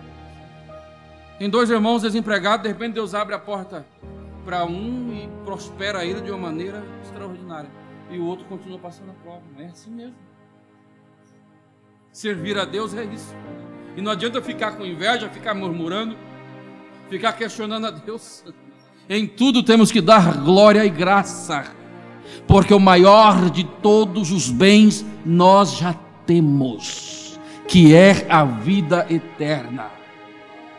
Muitas pessoas aí fora têm tudo, mas ao mesmo tempo, tendo tudo, não possuem nada, porque não tem a Cristo, não tem certeza de salvação, não sabe o que será da vida se amanhã ou no momento específico vierem a morrer. Já nós, como salvos, nós temos a certeza e a esperança, aleluia, de que se o arrebatamento da igreja não ocorrer no nosso tempo, quando nós morrermos, nós nos encontraremos com Cristo no paraíso e aguardaremos a ressurreição. Essa é a maior de todas as dádivas. É por isso que o sofrimento, como Paulo vai dizer, que a nossa leve e momentânea tribulação não há de se comparar com o peso de glória que será eterno. Irmãos, e a leve e momentânea tribulação de Paulo é bem diferente dessa que eu e você passamos e às vezes já começamos a murmurar, viu? A leve e momentânea tribulação, a tribulação que Paulo fala que é leve, é momentânea, como não fosse nada, é ser preso, é ser açoitado, é passar fome, é ser desprezado, abandonado pelos irmãos. E Paulo diz, quando eu olho para a eternidade, aquilo que Deus tem para mim, isso aqui que eu estou passando não é nada. É assim que nós devemos enxergar. E isso só é possível à medida que nós temos comunhão com Deus, à medida que nós entendemos que essa vida é passageira. O que são 70 anos de sofrimento, por mais intenso que seja, na presença de Deus, comparado com uma eternidade no céu, onde não haverá pranto, onde nós teremos ali o privilégio de desfrutarmos da presença de Deus. O que é, irmão? 70 anos, 100 anos que seja, de dor, de sofrimento aqui, para quem serve a Deus, chegando às vezes até mesmo a ser martirizado, com aquilo que aguarda por toda a eternidade. Quantos não têm uma vida aparente, né? E nem crentes são. E muitas vezes estão dentro da igreja e são os mais atribulados. E as coisas parecem que dão tudo certo. Ou seja, lá fora o ímpio, que tem lá os seus carrões importados, os seus iates, andando de helicóptero. O que acontece com um ímpio desse se ele morre sem Cristo? De que adianta toda a riqueza? Todo o bem, todo o conforto que ele tinha, toda a saúde? De nada valeu viver às vezes 70, 80 anos uma vida de luxúria sem Cristo. Então o maior de todos os bens nós já temos, que é Cristo Jesus. E é nisso que nós devemos nos contentar nos momentos de aflições. As tempestades vêm, mas Ele está conosco no barco. E isso é o que nos importa. Aleluia. Então esse é o motivo pelo qual Deus não vai proteger a todos. Deus sempre trabalhou dessa forma. E cristãos imaturos na fé não compreendem. Tem dificuldade de lidar com isso e às vezes atribuem falta até mesmo a Deus. Não é assim? Você já viu aquele crente que fala? Porque eu estava passando, e às vezes a gente vê de cima do culto, aquela prova, e aí alguns falam que colocou até Deus no canto da parede. Você já viu? Irmão, que absurdo é esse? Deus é uma barata agora, um bicho, para alguém pôr Deus no canto da parede? E aí essas pessoas dizem, e eu falei, Senhor, eu não aceito isso na minha vida. Jesus teve que aceitar, né, a cruz. Paulo teve que aceitar os açoites, teve que conviver. Agora eu, bonitão, século 21, conforto, tecnologia, um país livre, não, eu não posso aceitar uma prova. Deus, eu não aceito. Que é isso, irmão? Que cristianismo é esse? Que quer encurralar Deus como que se Deus fosse algum escravo ou estivesse submisso aos nossos desejos, à nossa vontade. Ele é o soberano, é Ele quem determina todas as coisas, sejam boas ou ruins, como o caso, por exemplo, de Jó. Tudo está nas mãos dEle. Quando você entende que Ele é o Senhor soberano do universo, e o que Ele tem de bom mesmo, é tão bom que será lá na eternidade, será para sempre. Quando você começa a entender essas verdades, por mais que você não compreenda algumas ações de Deus e o porquê, mas você simplesmente confia nele. Você sabe que Ele é o Senhor e Ele conhece todas as coisas antes de começar e antes delas terminarem. E se elas estão acontecendo, irmão, é porque de alguma forma Deus permitiu. E se Ele permitiu, louvado seja o nome dEle. Por mais que às vezes estejamos amargando algumas coisas, é nesse momento que a minha e a sua fé vai entrar em ação, crendo que o nosso Deus está sob o controle de todas as coisas, e todas são todas, literalmente. Capítulo 19. E depois dessas coisas ouvi no céu como que uma grande voz de uma grande multidão que dizia: aleluia, salvação, glória, honra e poder pertence ao nosso Senhor Deus. Deixa eu dar uma paradinha aqui, irmão, porque não dá. Irmãos, você vai ver o capítulo 4, capítulo 5 de Apocalipse. Aqui, a letra dos cânticos que são entoados lá em cima, como Isaías capítulo 6.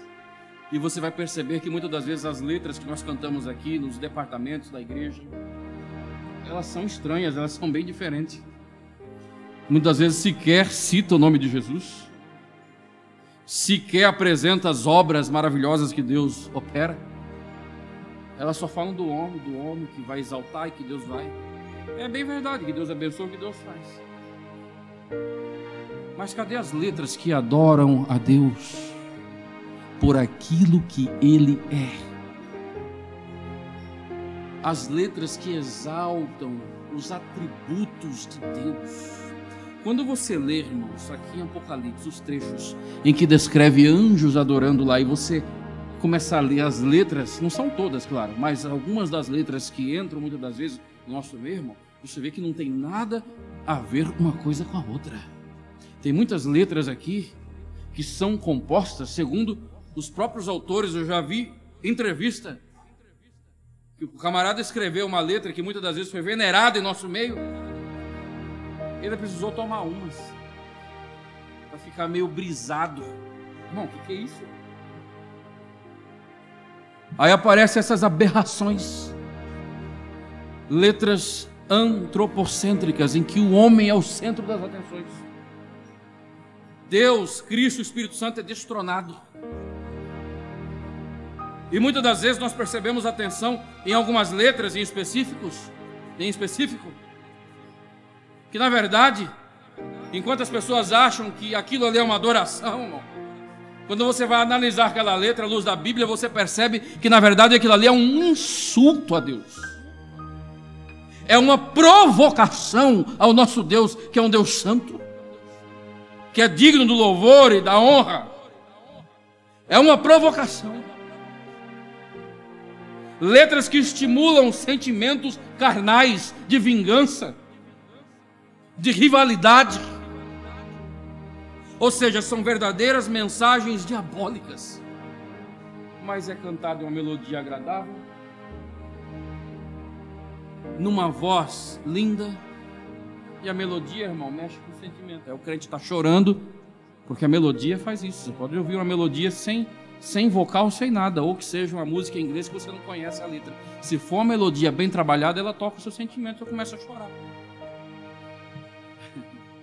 Eu lembro quando eu não era crente, uma amiga minha disse: ai, toda vez que eu ouço aquela música eu choro. A música em inglês, ela não entendia nada de inglês. Por quê? Por conta da melodia, por conta da voz. Então nem tudo que você vê cantando por aí nas igrejas ou até no nosso meio, com uma vozinha meiga, uma melodia bem mansa e um ou outro chorando, quer dizer que aquela música de Deus e que o choro é uma ação do Espírito Santo. A letra tem que ser bíblica, tem que exaltar Deus por seus atributos, por aquilo que Ele é e por aquilo que Ele fez e faz em nossas vidas. Se a letra não conter esses dois pontos, fique esperto, fique atento. Por mais que venha todo mundo chorar, possivelmente aquilo ali não tem nada a ver com adoração. Agora, se for um conteúdo bíblico, aí o Espírito Santo tem prazer de operar. Não precisa o pregador, o cantor ficar mandando ninguém falar em língua, ninguém olhar para nada disso.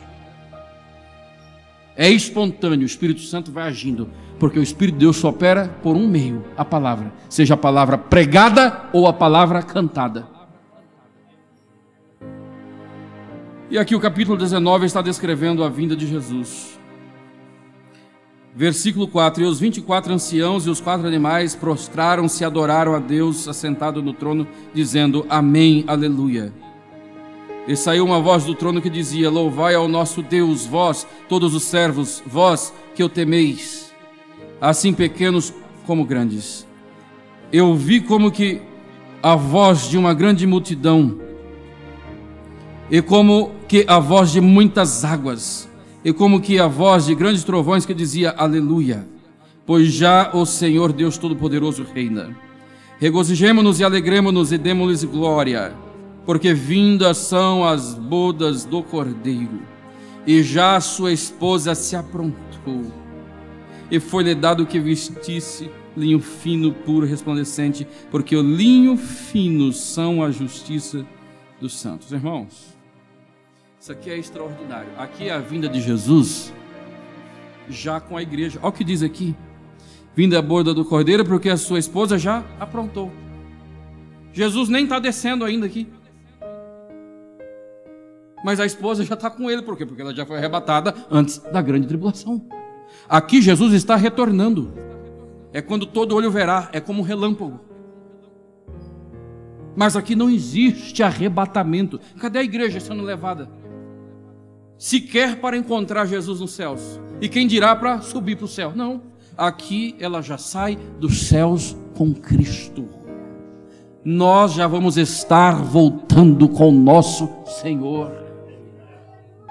Aqui não existe arrebatamento. Aqui é o retorno de Cristo para a terra, conforme Jesus descreveu em Mateus 24. Conforme Apocalipse 1,7 diz: todo olho verá. Deixa eu falar aqui, todo olho verá. Como pode, irmão, todo olho ver? Jesus vai vir de forma física, humana. Ele sendo onipresente, em um certo sentido, ele vai estar limitado em seu corpo. Como é que todos vão ver ao mesmo tempo? Imagine isso no primeiro século, segundo, terceiro. Como que eles entendiam que iam ver? Todo olho o verá, um depois do outro. Quanto tempo então demoraria para que Jesus se apresentasse fisicamente para todos? É isso que eu acho extraordinário da Bíblia, irmão. Hoje nós vivemos um tempo em que é possível todo olho ver. Hoje está acontecendo uma guerra lá do outro lado, está todo mundo vendo aqui. Então lá em Apocalipse 1,7, todo olho verá. Eu creio que nem João sabia como seria isso. Foi dito a ele, ele escreveu. Mas ele estava falando do nosso tempo, com o advento tecnológico que nós vivemos, onde todos podem fazer uma live, todos podem fazer uma transmissão do que está acontecendo ao seu redor. Então, quando Cristo estiver retornando em glória, ainda terão muitas pessoas vivas, ímpios e salvos. Ainda vai ter internet, vai ter alguma comunicação e aí vai ter transmissão. É por esse motivo que todo olho vai ver, e vai ver ao mesmo tempo, simultaneamente, Jesus vindo com seu exército, Jesus voltando com a sua igreja amada. Aleluia. Irmãos, eu acho tão extraordinário isso. Como que pode? Apocalipse 1,7 descrevendo o que nós Demorou quase 2000 anos para chegar essa tecnologia, mas chegou. Esse é mais um indício. Eu falei 3 ontem. Esse é mais um indício de que nós somos a geração do tempo final. Não vai demorar mais 200, 300 anos para que a igreja seja arrebatada, como nós falamos ontem. Em hipótese alguma, irmão. Em hipótese alguma. Não podemos dizer que vai ser daqui um dia, uma semana, um mês, um ano, 10 anos. Ou 20 anos. Não temos como saber. Porque será a qualquer momento. Mas eu tenho certeza absoluta que não vai demorar mais do que 100 anos, irmãos. Porque as profecias que já se cumpriram e tudo se encaixa, se encaminha. Todo esse sistema nos leva a crer que estamos na reta final. E aqui Jesus está voltando com a sua igreja. Capítulo 19 ainda, para encerrarmos. Verso 11. E vi o céu aberto. Agora é o momento em que todos vão ver, todo olho verá. Ele está voltando. E ele já, como nós lemos ali anteriormente, está vindo com os salvos. Questão de linho, que é a justiça dos santos. É uma referência que a igreja já foi galardoada. E então agora Cristo aqui é visto. E vi o céu aberto, eis um cavalo branco, e o que estava sentado sobre ele chamava-se Fiel e Verdadeiro. E julga e peleja com justiça, e os seus olhos eram como chama de fogo. E sobre a sua cabeça havia muitos diademas, e tinha um nome escrito que ninguém sabia senão ele mesmo. E estava vestido de uma veste salpicada de sangue, e o nome pelo qual se chama é a Palavra de Deus. E seguiam-no os exércitos no céu em cavalos brancos, e vestidos de linho fino, branco e puro. E da sua boca saía uma aguda espada para ferir com ela as nações. E ele as regerá com vara de ferro. E ele mesmo é o que pisa o lagar do vinho do furor da ira de Deus Todo-Poderoso. E no vestido na sua coxa tem escrito este nome: Rei dos Reis, Senhor dos Senhores. Versículo de número 18. Para que comais a carne dos reis, e a carne dos dos tribunos, e a carne dos fortes, e a carne dos cavalos, dos que correm e se assentam, e a carne de todos os homens livres e servos pequenos e grandes. E vi a besta, e os reis da terra, e os seus exércitos reunidos para fazerem guerra àquele que estava sentado sobre o cavalo e ao seu exército. E a besta foi presa, e com ela o falso profeta que diante dela fizeram sinais, com que enganou os que receberam o sinal da besta e adoraram a sua imagem. Esses 2 foram lançados vivos no lago ardente de fogo. E os demais foram mortos com a espada que saía da boca do que estava sentado sobre o cavalo. E todas as aves se fartaram das suas carnes. Irmãos, isso aqui é o momento crucial. O capítulo 16 vai descrever a batalha do Armagedon, o derramamento das últimas taças, os últimos juízos da ira de Deus. Quando chegar no final da grande tribulação, o anticristo vai cercar o exército de Israel no vale de Meguido. Mas Mateus 24, Jesus Cristo disse que nesse momento o sol, a lua vai perder o brilho. Haverá um período de trevas. Lucas vai nos dar um detalhe que aqueles que não foram alistados para a batalha, ou seja, a população civis, eles vão entrar em pânico, em desespero neste momento. Haverá um abalo clínico. Vai ser um momento de pânico total. Imagine do nada a terra ficar em trevas, literalmente. Vai ser nesse momento que Jesus vai surgir com a sua igreja em glória. Irmãos, não pense que Jesus vai pegar uma espada e sair batendo espada com o anticristo e o seu exército. Aqui é dito no verso 21 que os demais foram mortos com a espada que saía da sua boca. Sabe o que vai acontecer? Jesus Cristo simplesmente vai dar uma ordem, e o anticristo e o seu exército vai se desfazer como pó.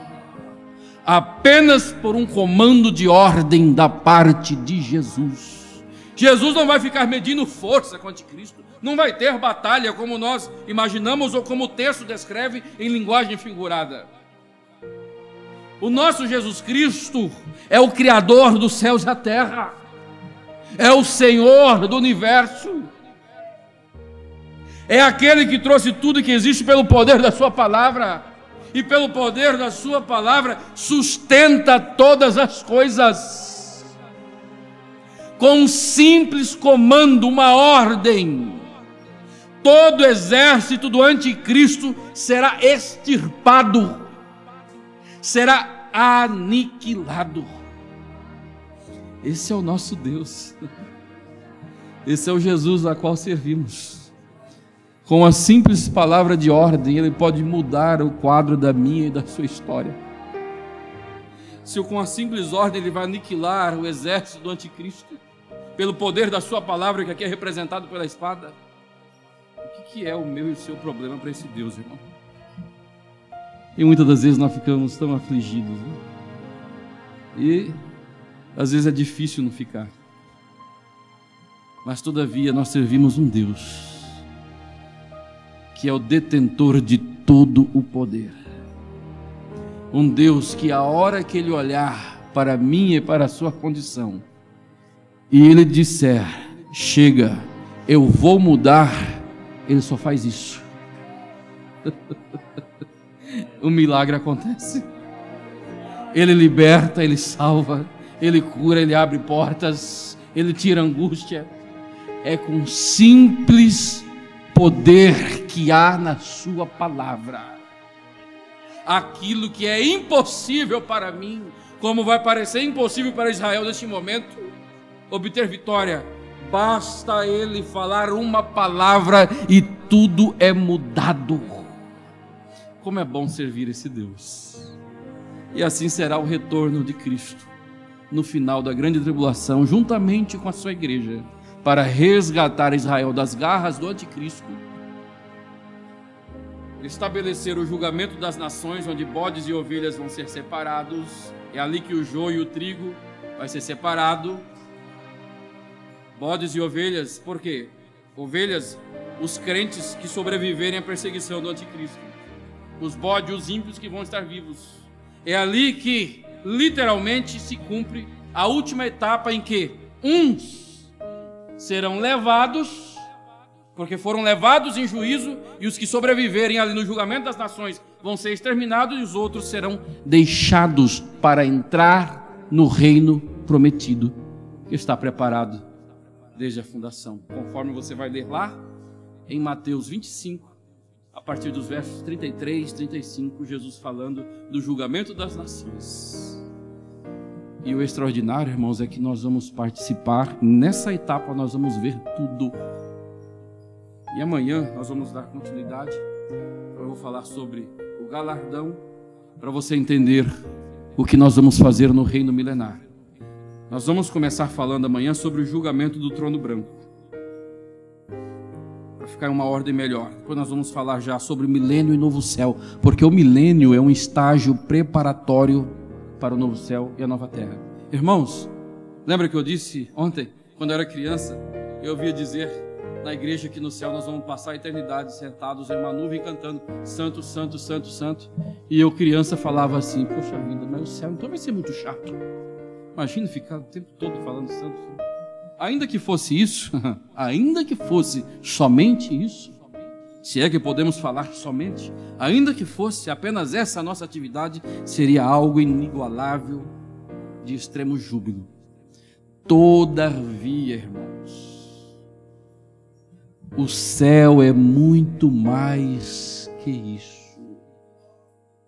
Muito mais. Nós vamos ser reis e sacerdotes. E é aí que você vai entender o que é o galardão e o propósito. Nós vamos reinar com Cristo já no reino milenar e depois no novo céu e na nova terra por toda a eternidade. Ah, nós vamos ficar só no céu, irmão? Vai ter uma nova terra também. Amanhã você vai entender o porquê dessa nova terra. Qual a relação nossa com as pessoas que vão entrar no reino milenar, que vão edificar casa, que vão gerar filhos? Nós, como corpo glorificado, como é que nós vamos interagir com esses que serão sobreviventes, salvos da grande tribulação, que vão entrar no reino milenar? O que nós vamos fazer com Cristo? E no novo céu e na nova terra, então? Quais serão essas atividades? Será que nós vamos reconhecer os nossos entes queridos? Será que vai ter velhinhos, vão ter bebês no céu? Já dando uma deixa para os irmãos. Deus tinha um plano extraordinário, irmão, com Adão e Eva. Deus tinha um plano extraordinário, que foi interrompido pelo pecado. E amanhã nós vamos finalizar falando sobre isso. O que nós vamos fazer por toda eternidade para o nosso Deus. Irmão, céu não é lugar de gente preguiçosa, viu? Nós vamos ter um corpo de glória, não vamos cansar, nós não vamos dormir, vai ser uma eternidade de intensa atividade. Por toda eternidade. Por toda eternidade. Onde que é o céu? O que consiste o céu? Amanhã nós vamos encerrar falando sobre a nossa morada eterna. Você já sabe que vale a pena servir a Deus, porque o céu é bom. Mas a partir de amanhã você vai entender que realmente vale a pena. E quando Paulo disse que a nossa leve e momentânea tribulação não há de se comparar, é porque ele tinha uma noção muito maior que nós, porque ele foi levado ao paraíso. E lá ele não fala que ele viu coisas, ele fala que ele ouviu palavras inefáveis de que ao homem não é lícito dizer. Só o que ele ouviu já deixou ele admirado, pasmo.